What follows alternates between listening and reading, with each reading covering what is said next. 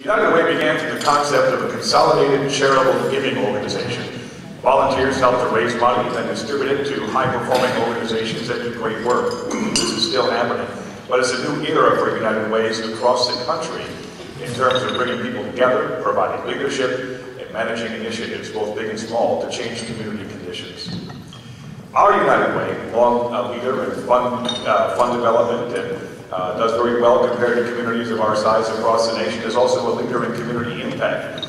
Here are just a few examples of what United Way does directly, apart from the traditional allocations to different partner providers. The Family-Wise Prescription Discount Card Program offers an average savings of 30% on prescription costs. And so far this year, Racine County residents have saved more than $122,000 on prescriptions. In Western Racine County, the Imagination Library Program is bringing free books to kids under the age of 5 every month. More than 700 children have participated in that program. Advancing Family Assets is United Way's largest and most ambitious long-term initiative. AFA uses an intensive and long-term coaching approach that helps each family member improve their education, their income, and their health. AFA is working to serve 500 families by the year 2020. On their way to that goal, they've served 85 families, and that equals about 271 individuals right here.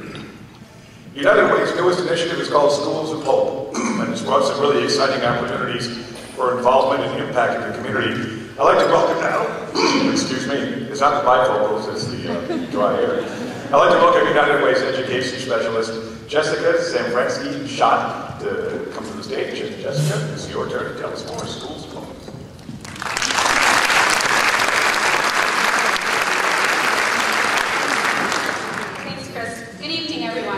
Thank you so much for being here with us tonight as we have so many wonderful things to celebrate and all these accomplishments over the last 8 years.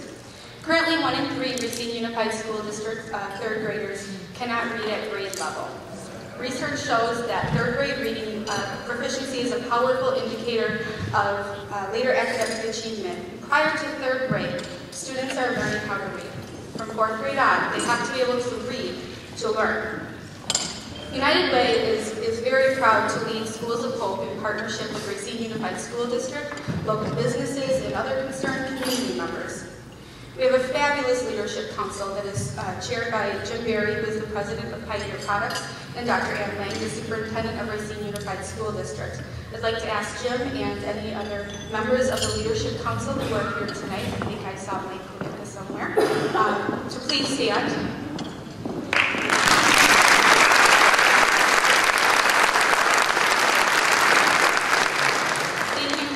And your commitment to Schools of Hope.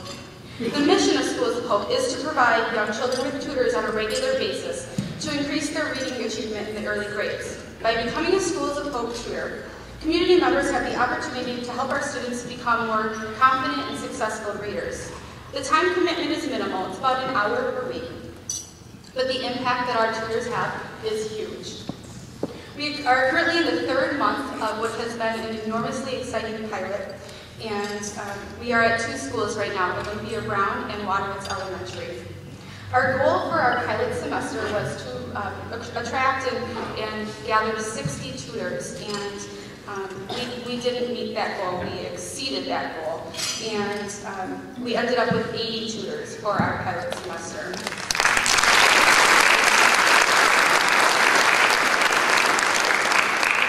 That means now every week on Tuesdays, Wednesdays, and Thursdays we have nearly 150 students at Olympia Brown and Waterwoods Elementary School that are in kindergarten through 3rd grade have a special friend, their Schools of Hope tutor, come and read with them one-on-one and give them the support that they need to become really successful readers.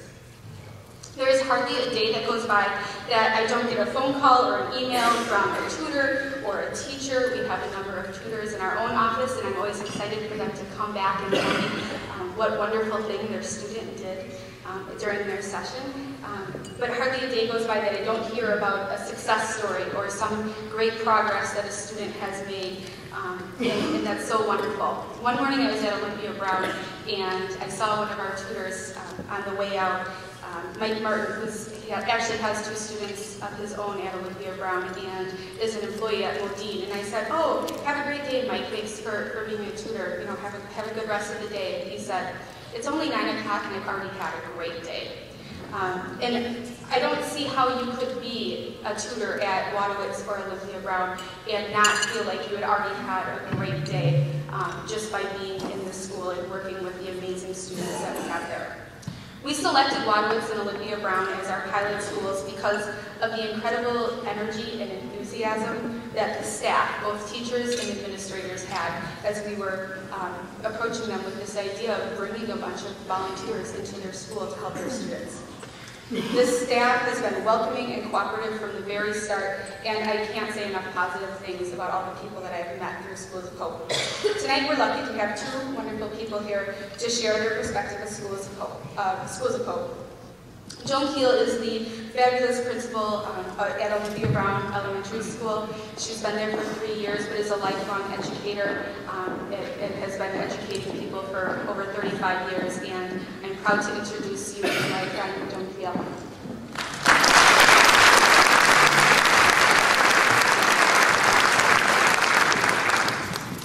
Good evening, everyone. First, I want to thank United Way of Racine County for choosing to partner with Racine Unified School District to help us accelerate the rate of learning for our students with the greatest need. Through this partnership, we're working together toward the goal of having all of our children reading at grade level by the end of 3rd grade. Improving school achievement for students who are struggling, it requires comprehensive knowledge, unshakable conviction, and high-level skills. Schools of Hope has provided volunteers who possess all of that and more. When I came in here this evening, I saw a number of our tutors, so I'm just going to give you a hello. Love our tutors, they're fantastic. Thank you. Thank you for stepping up and taking this challenge on. We are so thankful and grateful to have you in our building. You know, most Americans embrace the words of our founding father, Thomas Jefferson, that the people who mean to be their own governors must arm themselves with the power which knowledge gives.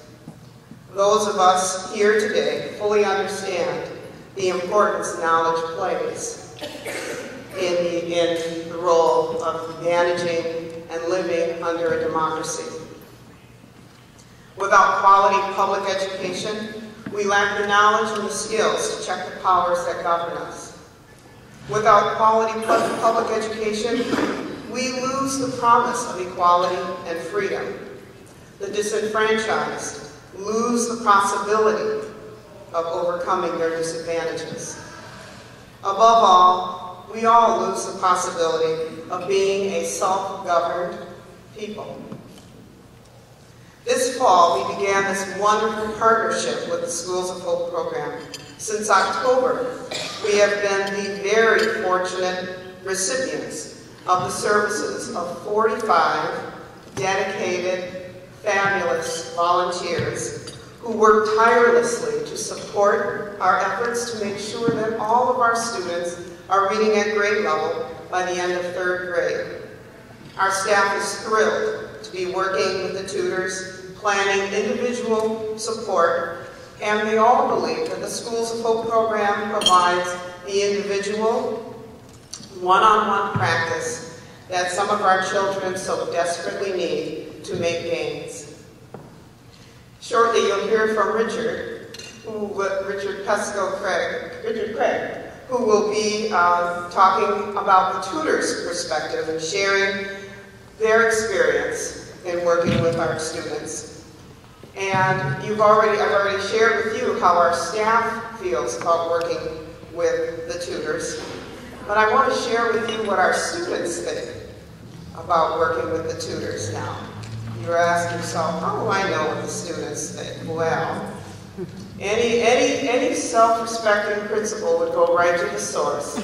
And I'm very lucky I have the sources in my space. So I have just a few short letters to United Way from our students. Dear United Way, Thank you for my tutor. She is very nice and smiles a lot. I like it when she smiles because I see her teeth. Children are very honest. You tell it like it is. Dear United Way, I like having a tutor because it makes me get smarter. Dear United Way, I like having tutors because I read and I like to read and it's nice. My tutor has shiny shoes. I really like the shiny shoes. Dear United Way, sometimes I don't like reading because I'm bad at it, but my tutor says I'm good at it. And I like my tutor because it makes me like reading to her. Dear United Way, last year, when I was in 2nd grade, I hated reading. This year, I like it because my tutor is funny and tells funny jokes. Sometimes they are funny.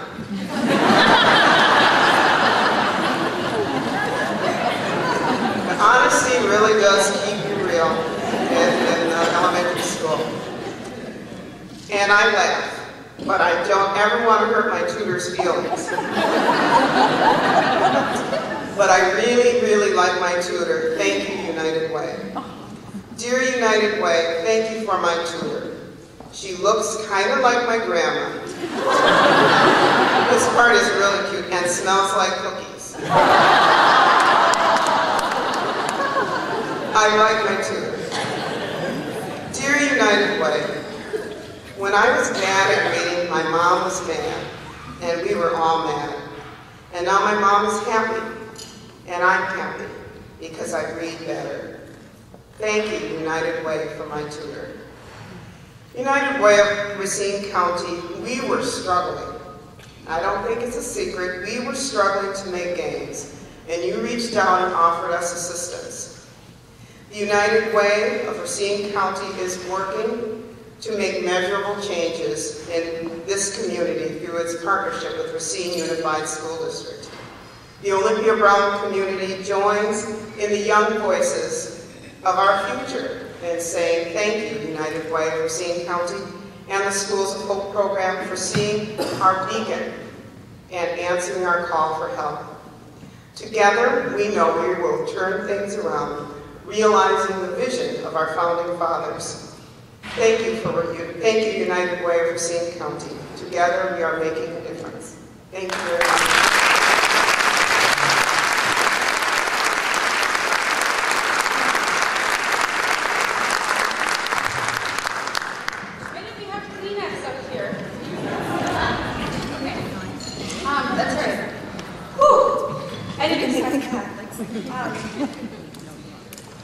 Thank you, Joe, very much. Our second guest is one of our tutors, and he will share his experience with you. Father Richard Craig and his wife, Dr. Marie Pisco Craig, are tutors at Waterwoods Elementary. Richard is a former rector of St. Luke's Episcopal Church on Main Street, and he's currently retired, so we're trying to keep him off the street. He's retired from full-time parish ministry, but still active in long-term supply role in West Bend. The Craigs have lived in Racine for 10 years, and I met Richard and Marie for the first time when they came to one of our informational sessions, and I knew from the second they walked in the door that they were going to be fabulous tutors because I knew they had their priorities in order. Marie shared that she was wanting to be a tutor because she wanted to help students read better, and reading was so important. And Richard shared that he wanted to be a tutor because he wanted his wife to be happy with him. But he also had several other good reasons, and I think you'll see that he is not only a fabulous husband, but a wonderful tutor.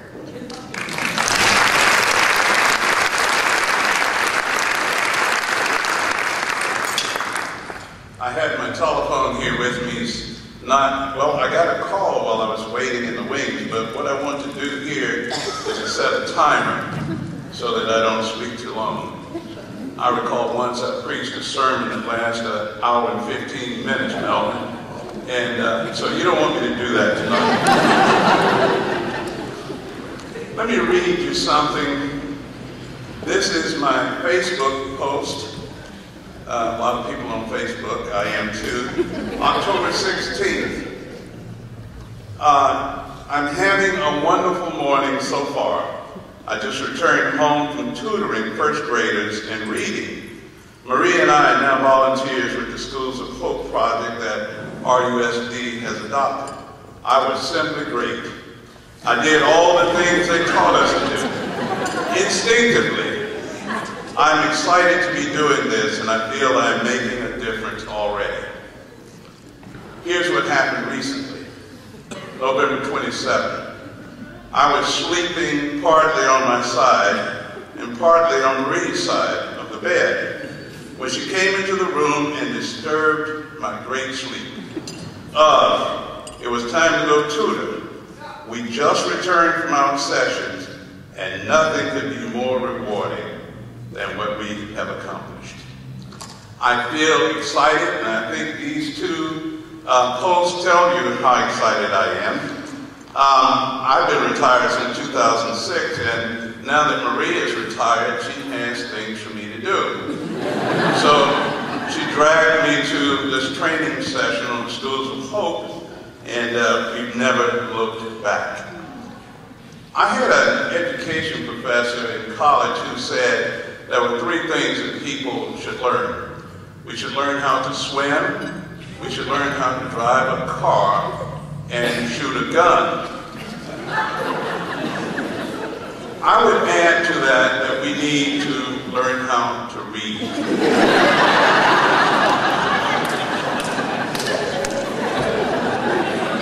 Reading opens up so many avenues for us.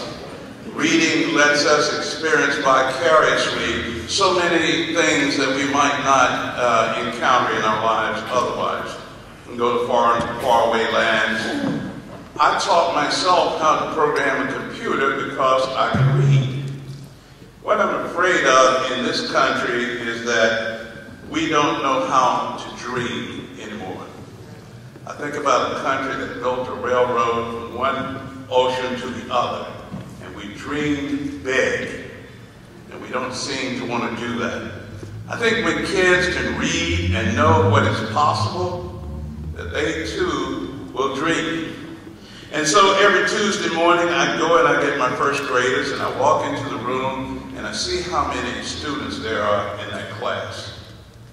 I wouldn't have that job if they paid me $100,000. All these little things and you're trying to teach them manners and how to do it. It's a tough job. It's a tough job. I'd rather be digging ditches. But they do a good job, and then when I get there, the kids go and they get their boxes and they bring them to me, and we're in the cloakroom, and there I sit on a little chair and they sit on a bench, and the first thing we do is talk about what they did this weekend. And they love to share what they've done this weekend. And we talk about things that are going on in the world before we get into our readings. And I asked one little kid, I said, do you know what's happening in the world right now? And he said, elections. I said, yes. And he said, Obama. And I said, yeah, there are other people running too. Obama. This kid he was really entrenched and he knew what was happening in the world. But I said, I don't want anybody to think that I was trying to persuade this kid one way or the other. But then it didn't really matter. He can't vote. He's not old enough. But anyway, we go and we understand that old adage that says, practice makes perfect. And so we read, because by reading and reading and reading, the kids perfect that skill. They come to understand what's available with things like vocations and occupations and how to program a computer and on and on and on. And they love to read. They love to read. I ask them sometimes if they will read for me, and they do. And sometimes I read for them. And sometimes we alternate and we share. And what I really love is when I walk into the classroom and I'm trying not to disturb the class, they love to wave. Those kids who read, they know me, they're smiling, they love to wave, and I wave back. I don't know if I have good the teeth or not, but I do smile at them as often as I can. And it has just been wonderful. Quite frankly, I'm amazed. I didn't know how much first graders knew and what terminology they had under their belt. And it has been good. And I really appreciate the training that we were given, because even when a kid is slow, I can always find those points where he's doing a good job, and I praise him for that. I had one kid that I said to the teacher, I said, "This kid is extraordinary. He's really bright." And the teacher agreed with me. He said, "He is very bright." And so this is really good. He's bright, but he's got a lot of work to do, and we're going to do that work. And I think my time is almost up. But anyway, we're excited. My wife, Marie, works with me. She has another class, and we just enjoy going. We have a routine where we show up early to get a parking space, and we sit there and think about our day, and when it's over, we go and get a cup of coffee. It is a wonderful experience. If you're not a part of it, I urge you. There will be another training, I'm sure. Yes. You have got to do this. Our kids have got to read. There's no doubt about it. Thank you.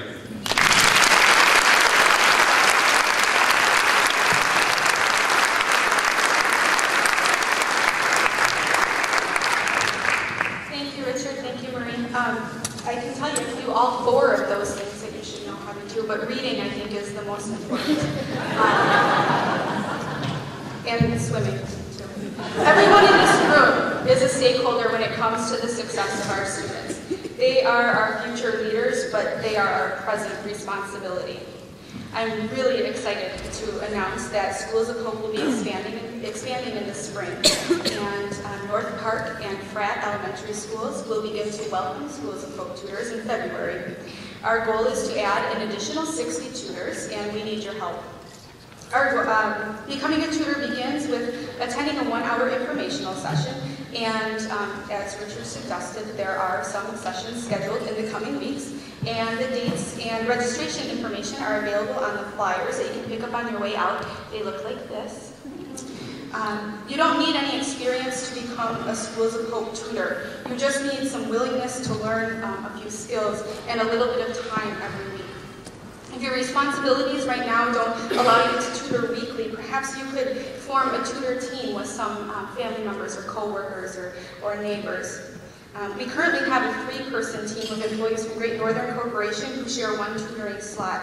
And being on a team gives them the flexibility that they need to maintain their responsibilities at work, but also make an impact in the community.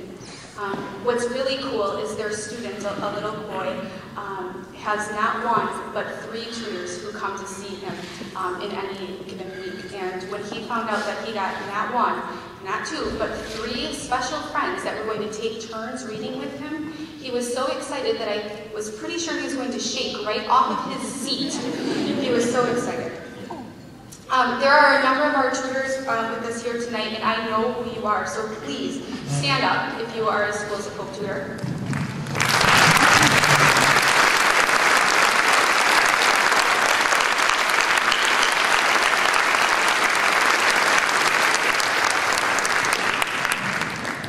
Thank you for inspiring hope for a better tomorrow.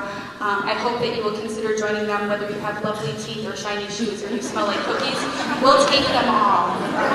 We need tutors, our kids need us. I would ask at the very end, if the tutors who are here wouldn't mind gathering in the back for a quick photo op. We're also attractive. We should document this. So, thank you.